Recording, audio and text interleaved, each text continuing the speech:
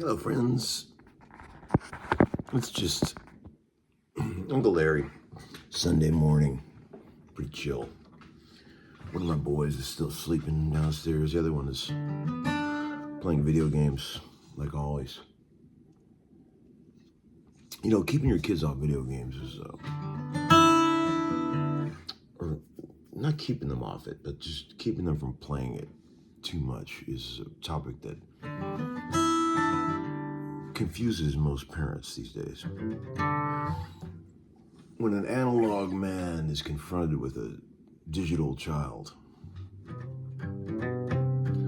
See, my oldest, he plays video games once in a while, but he could give a fuck, honestly, about it. He'll play for a little while, and then he'll go outside and do something. And go ride his go-kart or go build something, play guitar. My youngest, that boy will sit there literally all day if I let him, and I don't let him.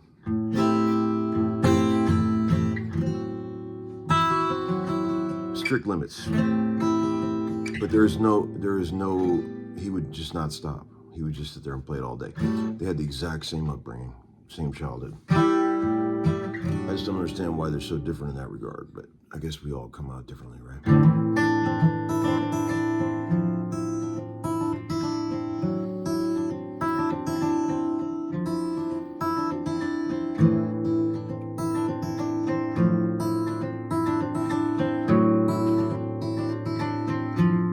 know how dead these strings are?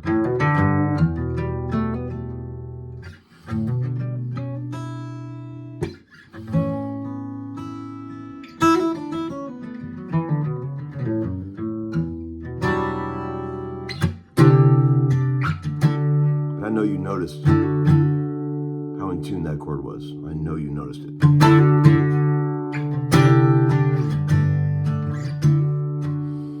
Try that with your 1941 Gibson J35.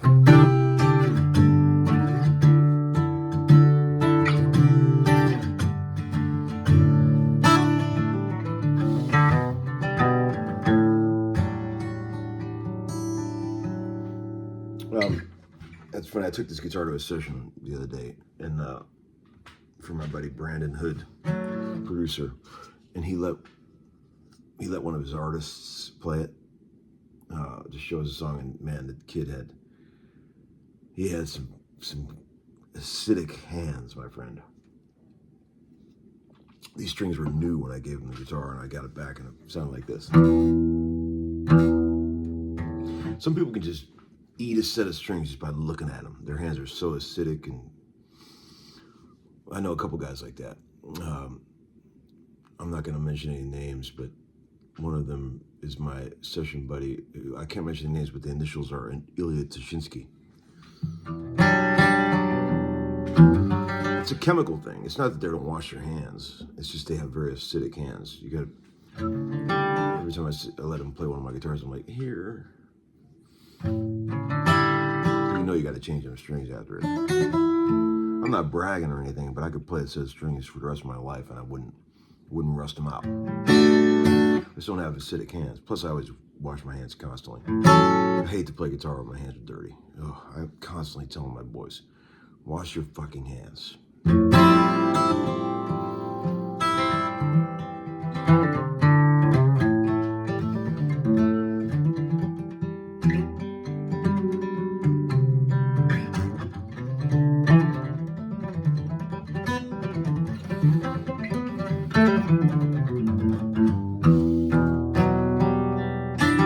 was watching some videos on YouTube this morning about people taking long trips across the country in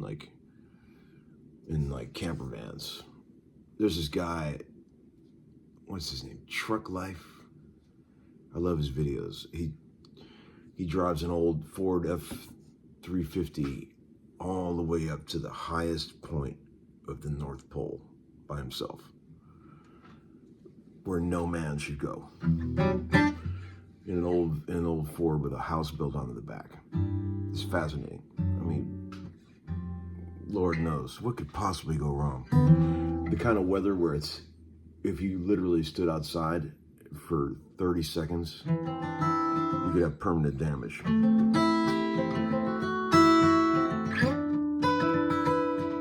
A lot different than being a session man, that life.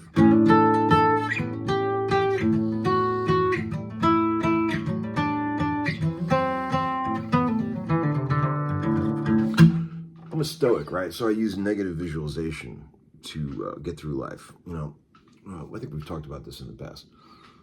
You know, one of my ways to equalize and balance myself and to stop myself from getting in a dark mood is to use negative visualization, which is, let's just say one of my kids is driving me nuts. So instead of thinking like normal people, I picture yeah, he might be driving me nuts right now, but what if something bad happened to him?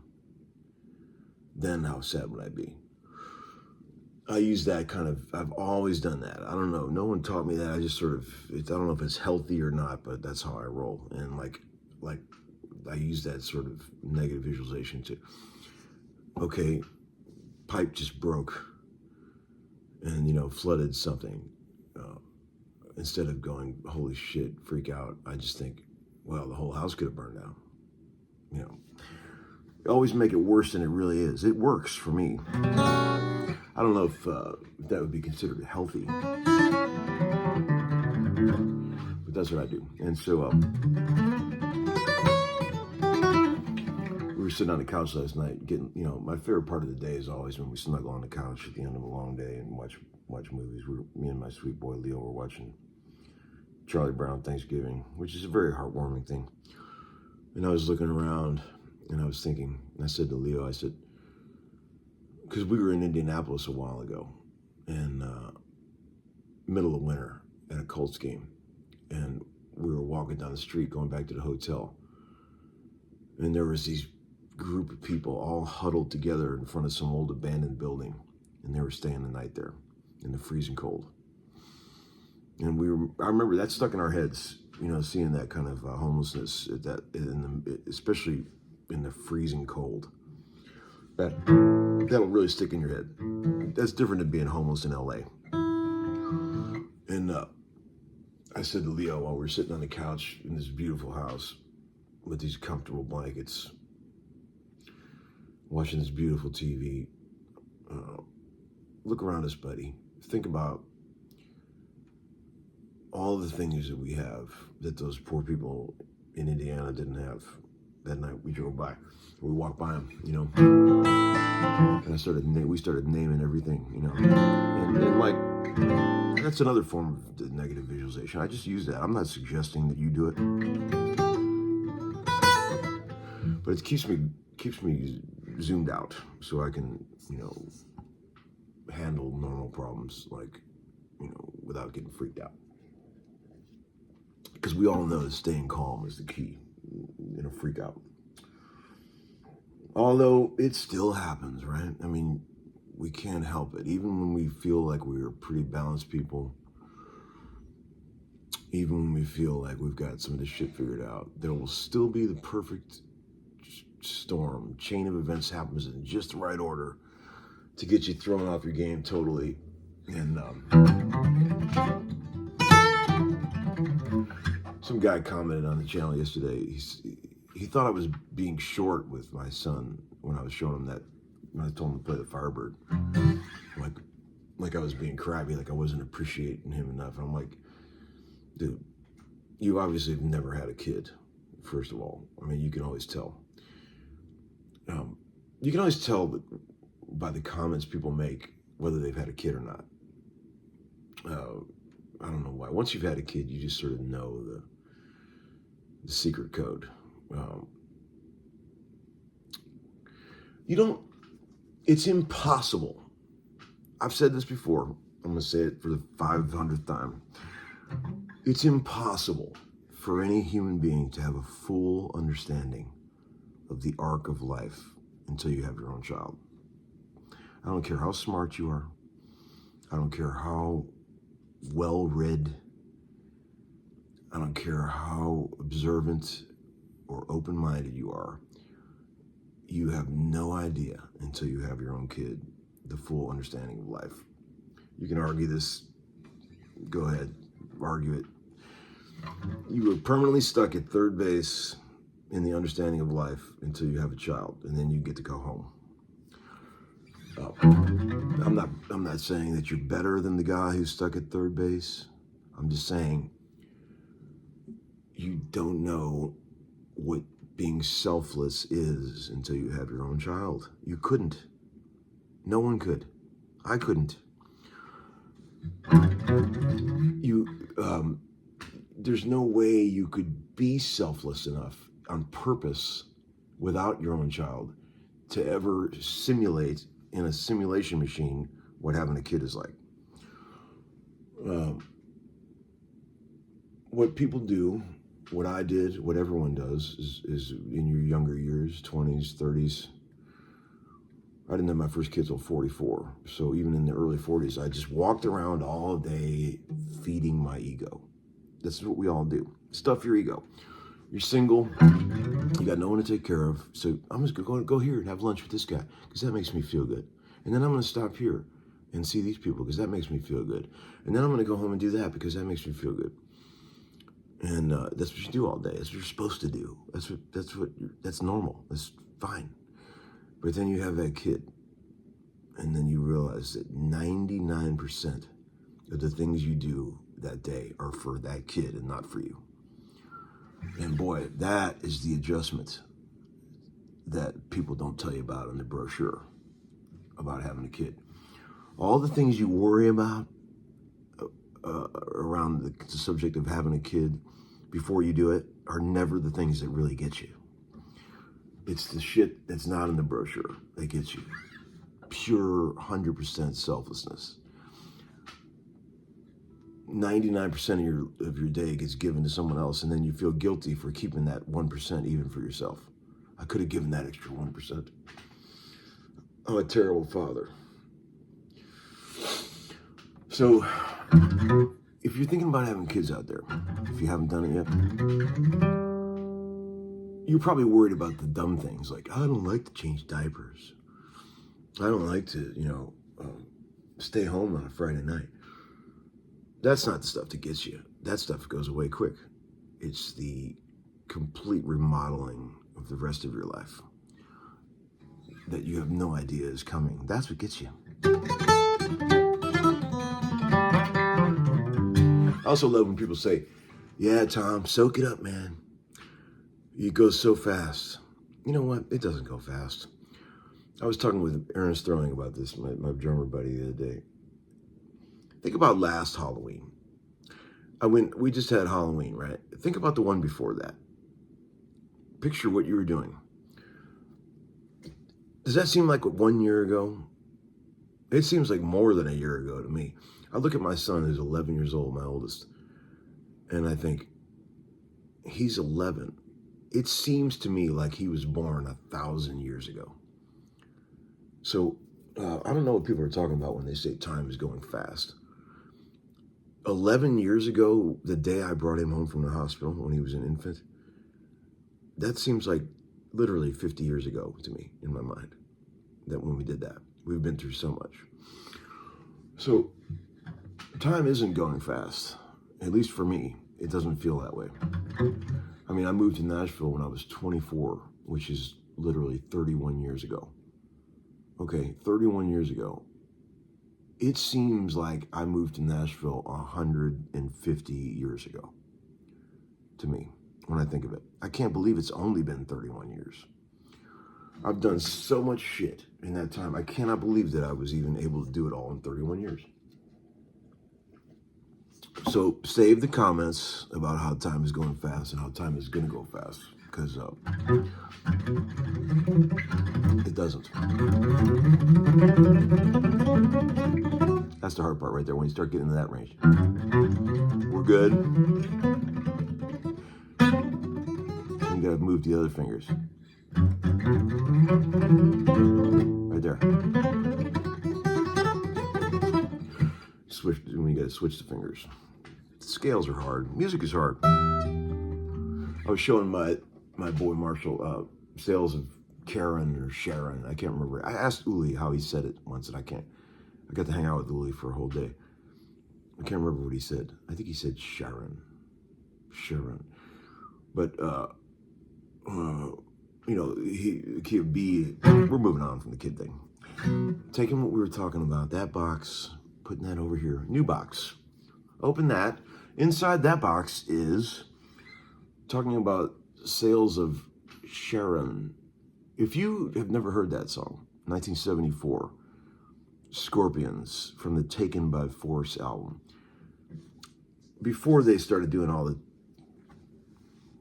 cheesy, 80s stuff, back when they were like a real rock band with no effects, Les Pauls, Strats, Marshalls.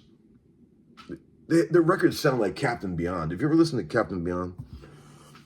What was that Captain Beyond record that I used to listen to constantly? Dancing Madly Backwards. That's what those records, the early Scorpion shit sounds like. The tones and sounds. And he uses, if you've never heard that song, listen to it. So you got to skip the ridiculous 45-second intro. It's dumb. There's just a bunch of noises. It's silly. But when the song kicks in, it's unbelievable. It's some of the most ridiculous guitar playing of all time.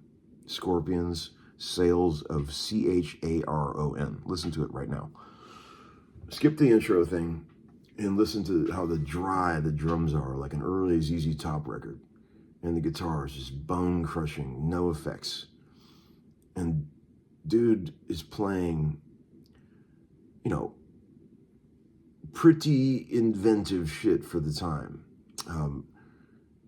Pre-Yngwie, using all the, you know, the harmonic minor, and I don't even know the name of the scale, but I've always called it the snake charmer scale. When you, let's say in the key of B, I asked Rick Beato what the scale is officially called, but he didn't respond. You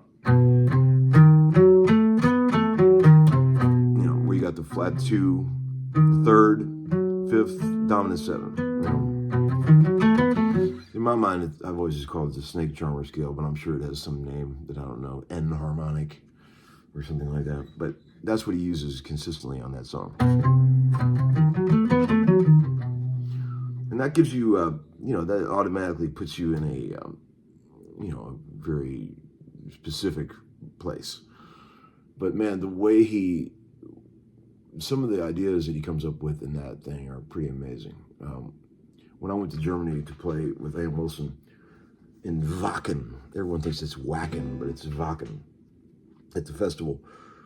Uli was there, and I recognized him, and he come and hang with us backstage all day. He was so cool. I made a video on it. You can go back and watch it.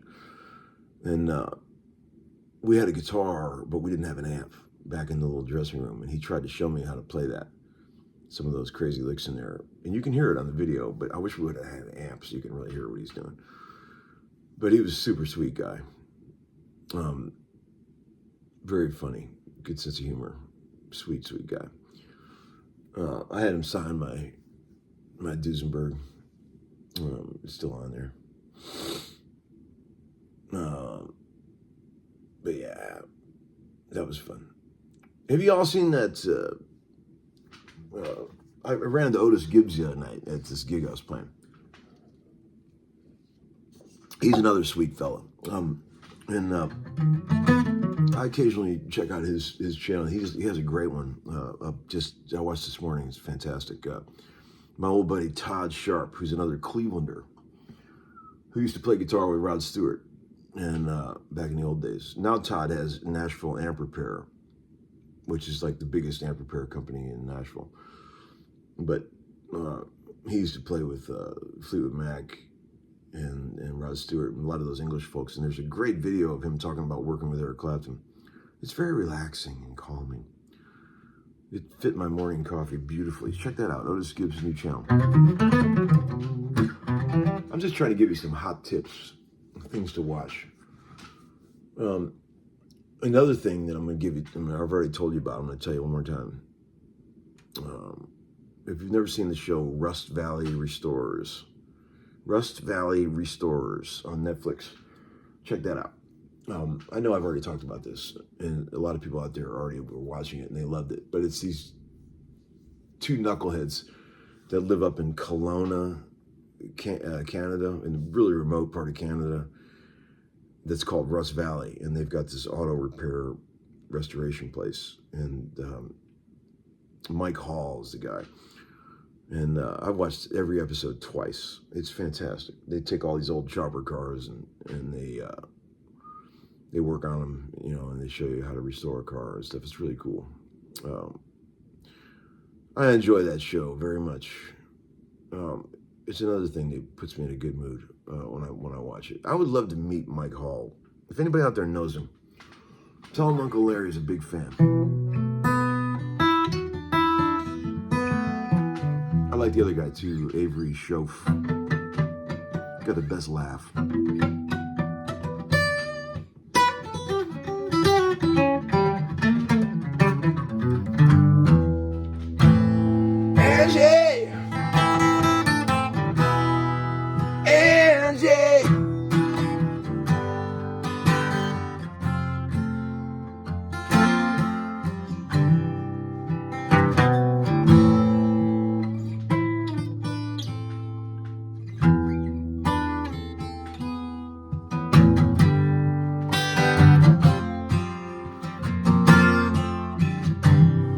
right, friends.